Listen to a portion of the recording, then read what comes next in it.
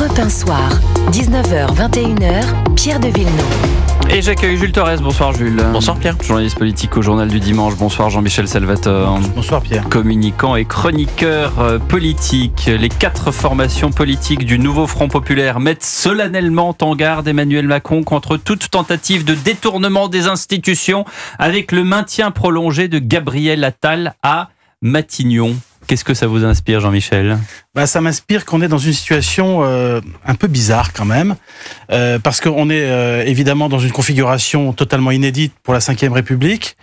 Et depuis le verdict et depuis le deuxième tour, le président de la République n'a pas parlé et n'a même pas proposé un discours de la méthode. Alors que jusqu'à présent, le président de la République avait plutôt la langue bien pendue, s'était énormément exprimé pendant la campagne des européennes, avant le premier tour des législatives. Et donc là, on a quand même un peu le sentiment que chez les macronistes, on essaye de jouer un peu la montre. Ce matin, par exemple, la présidente de l'Assemblée nationale, Yael Braun-Pivet, expliquait qu'elle espérait bien rester en poste. On a également du mal à trouver des députés macroniens qui reconnaissent qu'ils ont perdu les élections.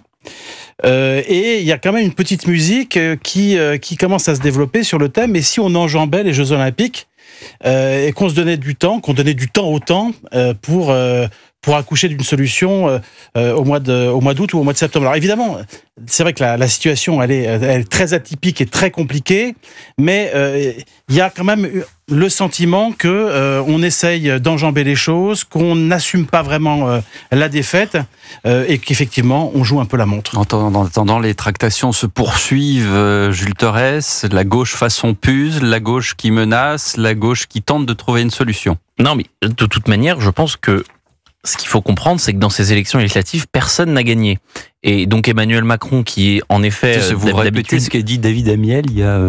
non, mais personne n'a gagné. La France Insoumise, le Nouveau Front Populaire n'a pas gagné, le RN a perdu, et ensemble, c'est plutôt bien sauvé par rapport à ce qui a été prédit. Mais tout ça pour dire que, oui, Emmanuel Macron, qui d'habitude est si prolixe, qui parle beaucoup, là, se tait pour savoir qui on va lui proposer pour Matignon du côté de la gauche. Parce que, qu'est-ce qui va se passer ? C'est-à-dire qu'on va avoir le Nouveau Front Populaire qui va décider d'un candidat pour Matignon, on va lui donner, Emmanuel Macron possiblement va le nommer, et puis hop, il va prendre une motion de censure. Et là, le président de la République dira, ah bah vous voyez bien, vous n'avez pas de majorité pour gouverner. Donc il y a ce scénario-là, et il y a l'autre qui est le fait que Gabriel Attal reste jusqu'après les Jeux Olympiques, qui n'est pas à exclure, parce que il n'y a pas de majorité. C'est ça le problème, c'est que quand je vous disais qu'il n'y a pas de vainqueur, c'est qu'il n'y a pas de majorité. On ne peut pas gouverner dans ce pays avec moins de 200 députés, et il n'y a aucun groupe qui a plus de 200 députés. Est-ce qu'on peut déjà évacuer le voyage d'Emmanuel Macron à Washington parce que c'est un faux procès qu'on lui fait en disant regardez, le président de la République s'en va. Il s'en va en même temps, il a un sommet. Il a un calendrier. Il a un sommet. Jean-Michel, vous n'êtes pas d'accord ? Ça se discute quand même. Tous les chefs d'État y sont. Il y a Zelensky, il y a tout le monde. Oui, mais ça se discute quand même parce que on n'est pas dans une configuration normale. On est dans une crise politique, peut-être dans une crise de régime. Donc au sommet, ils auraient compris si le ministre des Affaires étrangères y allait à sa place. Moi, en tout cas, je trouve que la question se pose. La question se pose. D'autant que c'est vrai que ce qui rend aussi les choses très compliquées, c'est que dans l'esprit des institutions, on doit se préparer à une véritable cohabitation. Et quand on regarde les cohabitations passées, à chaque fois, les partis vainqueurs imposaient une personnalité pour aller à Matignon. Là, pourquoi ça met du temps ? Tout simplement parce que le nouveau Front Populaire n'avait pas annoncé à l'avance quel serait leur candidat pour Matignon et que visiblement, ils n'arrivent pas à se mettre d'accord. Et c'est ça aussi qui nourrit l'incertitude. Jules Torres. Non, moi je pense qu'il aurait pu, en tout cas, ne pas y aller pour des raisons assez évidentes de contexte politique. C'est qu'on a sans doute la crise politique la plus importante ou l'une des plus importantes de la Ve République. On a un pays qui est ingouvernable où règne le statu quo. Donc évidemment qu'il aurait pu. Et d'ailleurs, il est mis sous pression par les oppositions pour cette raison-là. Après, la question, c'est est-ce qu'on envoie Stéphane Séjourné, qui vient d'être élu député, à un sommet de l'OTAN où, en effet, il y a tous les chefs d'État du monde et du monde. Non, oui. Donc c'est peut-être ça la question la plus compliquée. Il est à Washington. C'est pas tant la présence d'Emmanuel Macron que son absence et le fait qu'il soit remplacé par Stéphane Séjourné, qui tout Stéphane Séjourné qu'il est n'a pas ni la carrure d'un chef de l'État, ni l'aisance diplomatique d'Emmanuel Macron. Quelques sonores à vous faire écouter. Il y en a un qui est pas très audible, parce que c'est ce qu'on appelle communément un document. Et c'est Fabien Roussel qui a été, je ne sais pas si vous avez vu cette vidéo, qui a été filmée un peu en secret par un individu dans le train. Fabien Roussel qui fait des tractations. On écoute un bout. Est-ce que sans les insoumis, on est un poids suffisant pour que ça fasse une majorité avec les autres? Et ça se joue à quelques-uns. On n'entend pas très bien, mais vous entendez Fabien Roussel qui est dans un train, qui dit à son interlocuteur, on essaye de faire sans les insoumis.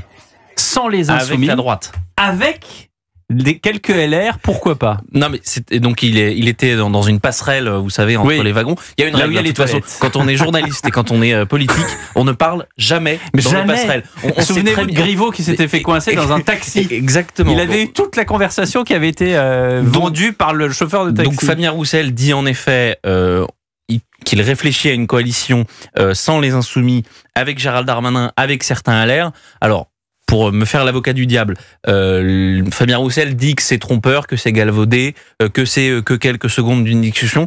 Moi, je trouve que c'est assez clair. Ah ouais, c'est totalement clair. Après, là, on peut pas vous le faire écouter à la radio, chers auditeurs, parce qu'il faut vraiment avoir un casque très très haut de fidélité ou mettre le son vraiment très très haut. Donc, on vous fait pas subir ça, mais honnêtement, c'est tout à fait audible. Mais ce qui est drôle, c'est que je crois que ça a eu lieu avant le second tour, peut-être même avant le premier. On ne sait pas. Jeudi dernier. Donc, Fabien Roussel était déjà éliminé. Ouais. Il ne savait pas qu'il n'avait que...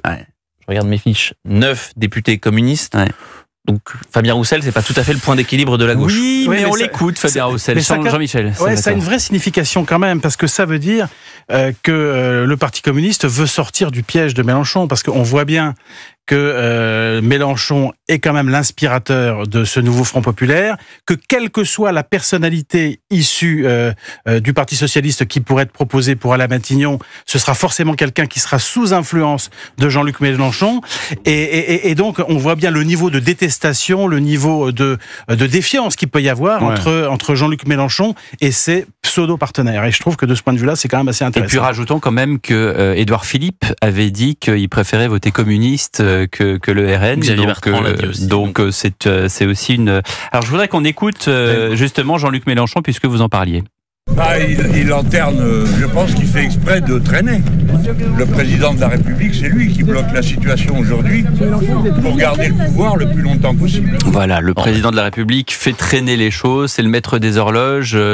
Un peu résigné, Jean-Luc Mélenchon, devant l'Assemblée nationale. C'était tout à l'heure quand ils arrêtent devant l'Assemblée. Non, mais ça, c'est aussi la preuve, sa présence à l'Assemblée nationale, alors qu'il n'est pas député, que c'est lui qui contrôle la meute.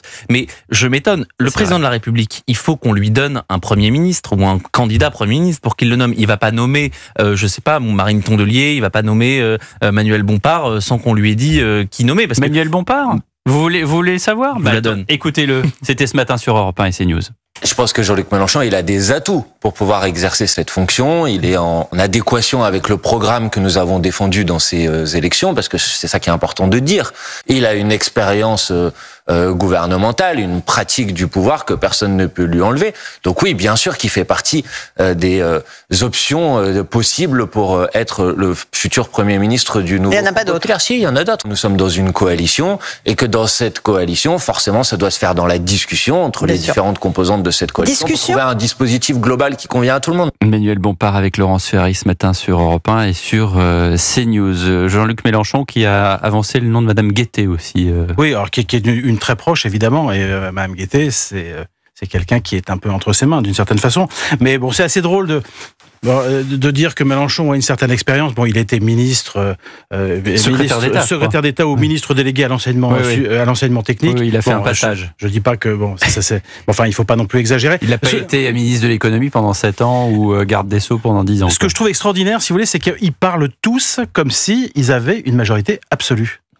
alors qu'ils n'ont pas de majorité absolue. Mais c'est normal, c'est dans votre métier, c'est ce qu'on appelle du narratif, c'est un storytelling, oui, non, mais c'est des éléments de langage. Non, bien sûr, mais là, le type arrive, il a 193 députés face à 164 pour le camp présidentiel, 143 pour le RN et 66 pour les LR. Non. Donc ils se disent, on est en tête de gondole, on y va. Non, mais ça vous étonne de Mélenchon? Oui, Ah bon Pierre, parce que c'est du déni de réalité. Et souvenez-vous, souvenez-vous, quand on avait une majorité macronienne à l'Assemblée, la majorité qui est élue en 2022, souvenez-vous de ce que disait Mélenchon de cette majorité, qui était une majorité relative avec uniquement 250 députés. Eux, ils en ont... ils en ont 193.